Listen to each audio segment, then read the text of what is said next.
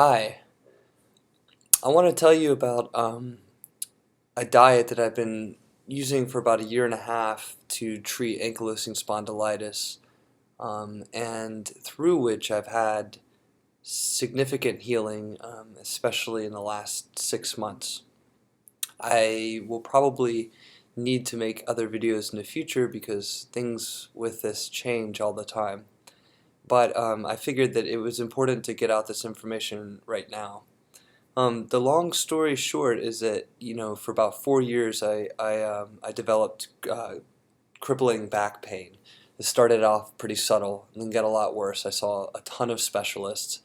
Eventually landed with a diagnosis of ankylosing spondylitis. It's in my family and I have the HLA-B27 gene.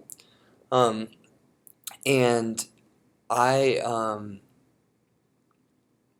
I tried the traditional treatment of taking non-steroid anti-inflammatory medications to manage the pain, but was given this message that this was an incurable disease that I would have to live with, and the best I could hope for was sort of symptom management. The NSAIDs I took for about 6 months, but I developed stomach ulcers from them, which is not that infrequent, and I had to quit taking them because I was in tremendous pain. At that point, my back pain had gotten so bad, and my rib pain and leg pain had gotten so bad that I was having trouble sleeping. And as I started to lose sleep, I also started just to lose my overall mental health, my emotional health. And so I really had to figure something else out. I found a website online called kickas.org, which was a lot of people living with ankylosing spondylitis and some who were trying a diet based on a researcher from the 80s approach, basically to quit eating starch, and that this would help with the symptoms of ankylosing spondylitis. I went on this diet overnight. I cut out all starches and didn't know how to replace them, and I'd never really cooked before and didn't really know what I was doing. Um, but I was desperate and I was in a lot of pain. This was a year and a half ago that I made that move, and what happened was my symptoms over the next couple months got a whole lot better. They didn't go away by any means, but I could suddenly cough and or sneeze and not fall over from rib pain, and I could sleep better at night. I also started to actually feel a lot better emotionally and mentally, just because of getting all the toxins and stuff out of my diet. However, I started to develop other kinds of problems with my stomach. And people, it's something like 40% of people diagnosed with ankylosing spondylitis are also diagnosed with irritable bowel syndrome, which is, not really a thing, but it is a word used to describe a set of symptoms, which is basically digestive health problems. And I had a lot of that going on. I couldn't tell if I was having ulcers come back a few months into this diet or what was really happening, but I started to see other specialists, and basically I ended up with stomach pain that was so bad that there was actually a week where I really couldn't eat any kind of food. I would eat, and then about an hour after I would eat, I would be in such tremendous pain. I would have these sweats. I'd vomit sometimes. I even passed out once from pain. Maybe 4 or 5 hours I would be just in a lot of pain. And it was very hard to go to work with this kind of stuff going on. I talked to a gastroenterologist at that time. I didn't want to go to the emergency room, and he advised me, of course, to take PPIs, proton pump inhibitors, for the next 6 months, or I'm sorry, for the next 6 weeks, and see what happens. But I actually ended up doing the opposite. Through doing a lot of research, I figured that my stomach wasn't actually digesting the food right for whatever reason, and so I actually took, instead of stopping my stomach's acid production, I took beta-chlorine. Um, Basically, I took stomach acid to further break down food, and that helped temporarily. But I knew I had something else going on. Well, it turns out that a couple of things. After I saw a naturopath and got results back, I actually had several parasites going on that. It's possible I had those parasites for years, and it's possible that they actually triggered my initial onset of ankylosing spondylitis, and it's possible that they got really active once I changed my diet to a no-starch diet, that they suddenly had all this acidic food to act on, and became really active.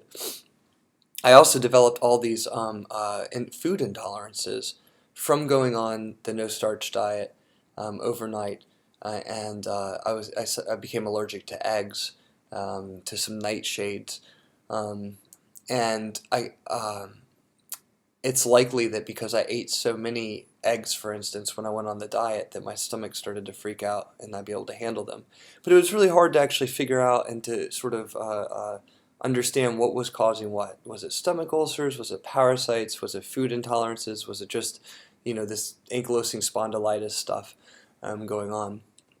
Well, again, a long story short, I ended up taking a lot of antibiotics to kill off the parasites. And I also really started tweaking my diet at this point. I started cutting out foods to the point to where there was even 2 weeks where I ate nothing, well, almost nothing but meat. Um, I basically have had to follow my body's motions with stuff. As I started to go on this diet, it wasn't just enough to cut out starch. I had to start cutting out other things like dairy eventually, and eventually I cut out fruit. Well, last year, towards the end of the year, I got cholesterol results that my cholesterol had skyrocketed to 551. Now, I was eating paleo, basically, a paleo diet, so I was eating a lot of high-fat coconut oil, maybe some olive oil, and a lot of meat. And so I would expect my cholesterol to go up a little bit, but nowhere near 551. And my LDL to HDL ratio was like 9 to 1. It was just horrible. So I panicked. I was having chest pains, and I have heart disease in my family. Anyhow, again, another long story short, I found some information on this website called Perfect Health Diet that led me to believe that my cholesterol has skyrocketed so high, basically due to going on my diet so dramatically fast that my body went into a starvation mode. And so I basically doubled down. I ate more fat, and I just assumed that either my body was going to work itself out, or I was going to die of a heart attack. A couple months ago, I got back cholesterol results that showed that my cholesterol's actually dropped 220 points, and as my LDL to HDL ratio is great. Things are looking really good in that realm since I've stuck with this diet. But what happened was I still was having some back pain, and it would kind of come and go, and you never sort of know like what what kind of week you're gonna have, what kind of day you're gonna have, but things on the whole were a whole lot better. But I was also really fatigued, and so back in January I left my job, and I spent about 3.5 months traveling around the United States. And when I decided to do this, I had to figure out actually how to take food on the road because I wouldn't have a refrigeration anymore. And so it really limited what I could take with me.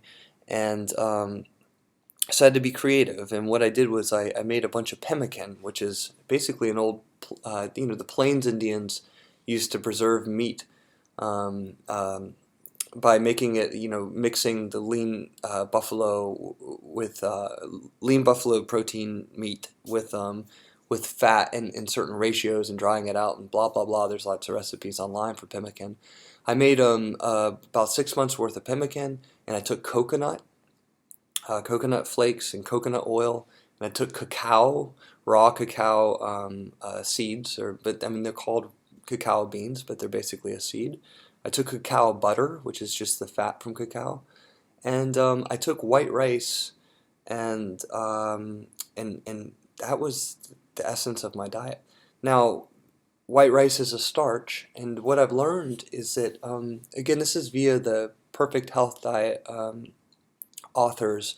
It's a book and it's a website, perfecthealthdiet.com. I've learned that actually there are some starches that are essentially safe because when you eat them, they digest right away to glucose, which is a very simple sugar. And I believe that ankylosing spondylitis is mostly a problem with the fact that food doesn't get digested right in my digestive system, and because it doesn't, if it sits and ferments, bacteria starts to act on it. That's when my system gets confused and starts to wipe me out. So I basically don't want food to be sitting in my stomach fermenting. That means I got to eat stuff that's really breaks down very easily. And it turns out that there's a few starches that do that. White rice is one of them, and I found that I could tolerate it pretty well. Actually, I could tolerate it perfectly.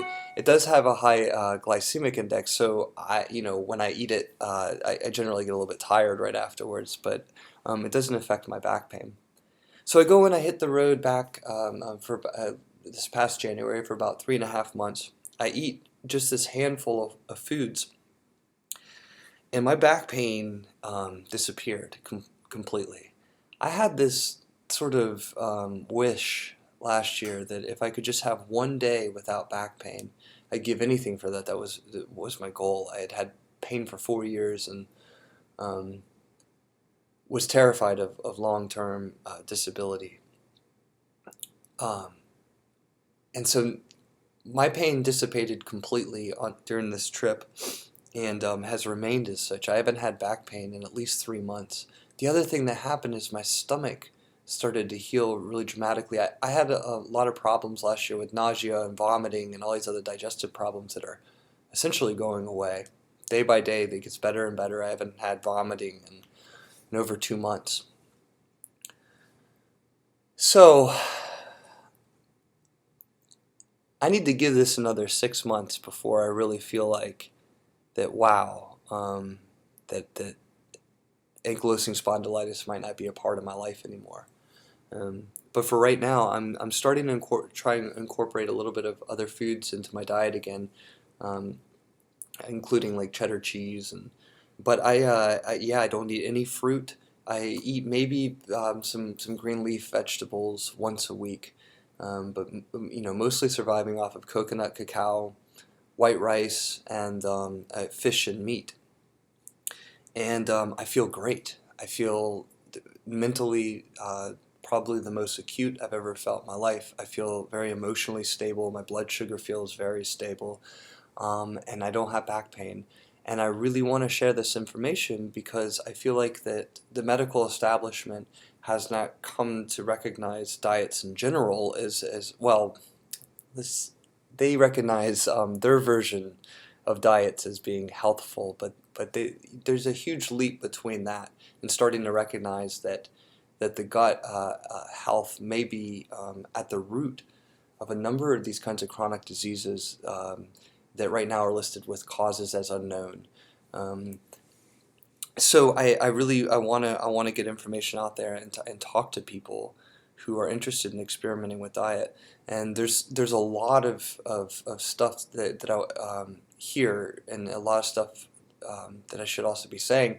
I do supplement with vitamin C. That's the only supplement I currently take, but I've taken 100 different supplements over the last year and a half trying to figure out different stuff, from iodine to magnesium to all the stuff that you find on the internet and finding these different books trying to restore your health. But I always wanted to whittle it away and to get down to where I wasn't taking any. And right now I'm just taking vitamin C because I'm not getting it from any other sources. So I feel great with this diet. The fat, it's probably 60% fat, 20% protein, and about 20% carbs. I do about 150 grams of carbs a day, and hopefully I think people are made up individually. So what works for one person doesn't work for another. But maybe there's something in this that can be of use to you as well. Thank you.